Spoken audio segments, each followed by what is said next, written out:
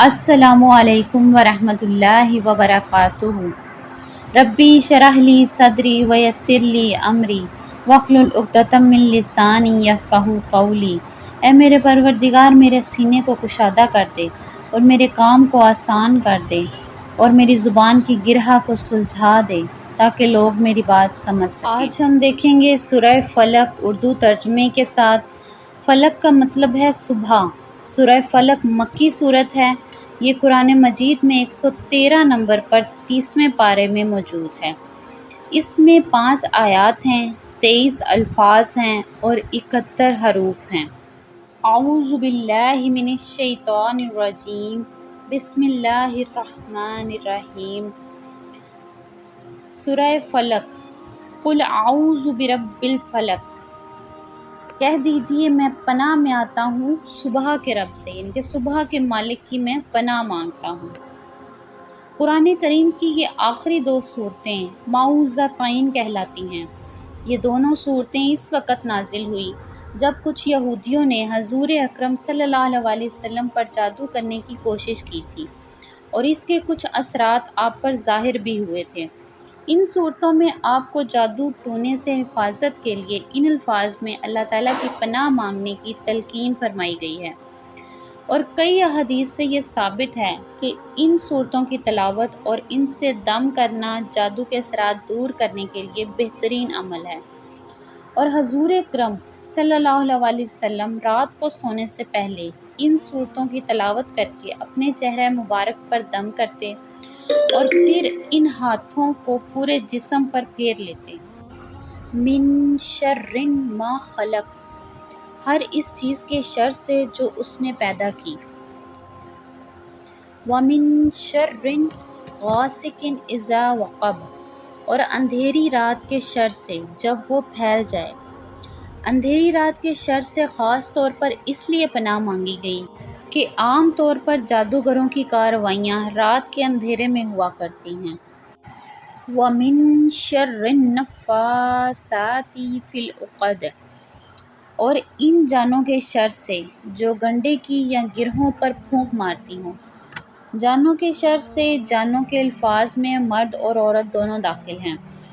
جادوگر مرد ہو یا عورت، دھاگے کے گنڈے بنا کر اس میں گرے لگاتے جاتے ہیں اور ان پر کچھ پڑھ کر پھونکتے رہتے ہیں۔ ان کے شر سے پناہ مانگی گئی۔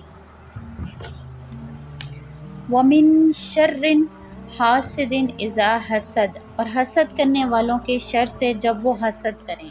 حسد کا مطلب یہ ہے کہ کسی شخص کو اللہ تعالیٰ نے جو نعمت یا فضیلت یا خوبی عطا کی ہو، اس پر کوئی دوسرا شخص جلے اور یہ چاہے کہ اسے سلب ہو کر حاسد کو مل جائے، یا کم از کم یہ کہ اس سے ضرور چھن جائے۔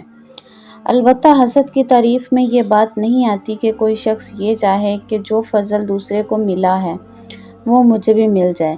یہاں حاسد کے شر سے اللہ تعالیٰ کی پناہ اس حالت میں مانگی گئی ہے کہ جب وہ حسد کرے، یعنی جب اپنے دل کی آگ بجھانے کے لیے کوئی قول یا عمل سے کوئی اقدام کرے، کیونکہ جب تک کوئی اقدام نہیں کرتا اس وقت تک اس کا جلنا بجائے خود چاہے برا سہی، لیکن محسود کے لیے ایسا شر نہیں بنتا کہ اس سے پناہ مانگی جائے۔ پھر جب ایسا شر کسی حاسد سے ظاہر ہو تو اس سے بچنے کے لیے اولین تدبیر یہ ہے کہ اللہ تعالیٰ کی پناہ مانگی جائے۔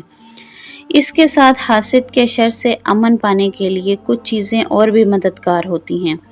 ایک یہ کہ انسان اللہ تعالیٰ پر بھروسہ رکھے اور یقین رکھے کہ جب تک اللہ تعالیٰ نہ چاہے کوئی اس کا کچھ نہیں بگاڑ سکتا۔ دوسرا یہ کہ حاسد کی باتوں پر صبر کرے، بے صبر ہو کر ایسی باتیں یا کارروائیاں نہ کرنے لگ جائے جن سے وہ خود بھی اخلاقی طور پر حاسد ہی کی سطح پر آ جائے۔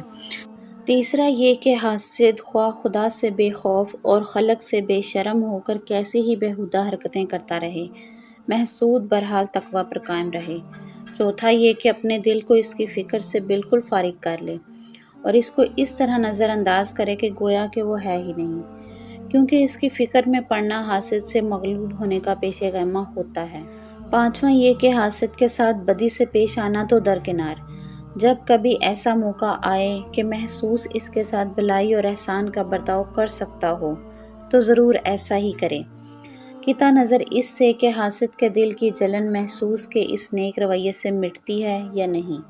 چھٹا یہ کہ محسود توحید کے عقیدے کو ٹھیک ٹھیک سمجھ کر اس پر ثابت قدم رہے، کیونکہ جس دل میں توحید بسی ہوتی ہے اس میں خدا کے خوف کے ساتھ کسی اور کا خوف جگہ نہیں پا سکتا۔ جب نبی کریم صلی اللہ علیہ وآلہ وسلم پر جادو کیا گیا تو اللہ تعالیٰ نے سورہ فلق نازل فرمائی اور حضرت جبریل علیہ السلام نے آپ صلی اللہ علیہ وسلم کو سورہ فلق سکھائی اور ان کو تلقین کی کہ آپ یہ سورت پڑھا کریں تاکہ جادو کا اثر زائل ہو سکے۔